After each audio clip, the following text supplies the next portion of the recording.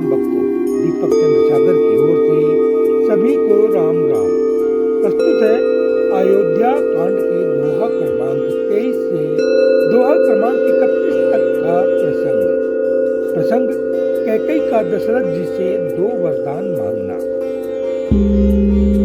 हमने सुना कैकेयी को भवन में नगर में बधाइयों की धूम, श्री राम के राज तिलक का समाचार सुन उनके बाल सखा आकर श्री राम जी को बधाई दे रहे हैं, अपना हर्ष प्रकट कर रहे हैं। पूरे नगर में आनंद उत्सव की धूम है।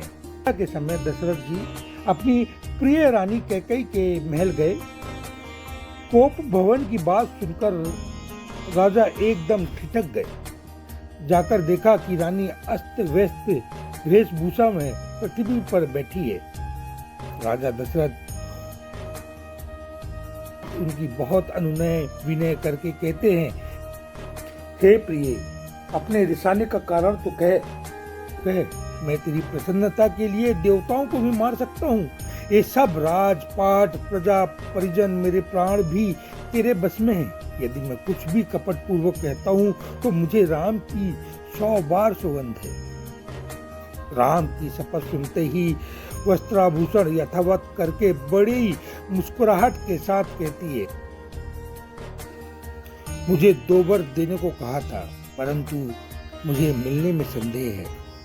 आप मांगने को तो कहते हैं पर देते कभी नहीं, इसलिए आज वो वर मांगती हूँ। बहुत सा मधुर वार्तालाप होने के बाद अंत में कैकेयी कहती है, हे प्राणनाथ, पहला वर तो भरत को राजतिलक एवं दूसरा वर मैं बड़ी विनय पूर्वक मांगती हूँ कि तपस्वी वेश में राम 14 बरस तक उदासीन होकर मुनियों की तरह वन में निवास करे। इतना सुनते ही राजा सहम गए, चेहरे का रंग उड़ गया, अपने नेत्र बंद कर सिर पकड़कर बैठ गए और सोचते हैं, हाय रे, स्त्री के विश्वास में मारा गया। राजा का ऐसा हाल देख कैकेयी क्रोधित होकर कहती है, क्यों, क्या भरत आपका पुत्र नहीं है? मुझे क्या मोल लेकर आए थे जो मेरा वचन वाण जैसा लगा?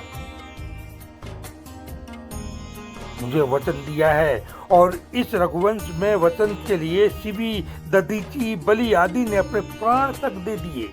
ये राजा कहते हैं कि तू इतना कठोर क्यों बोलती है? मैं प्रातः काल ही दूत को भेजकर भरत को बुलवा लूंगा और राज तिलक कर दूंगा।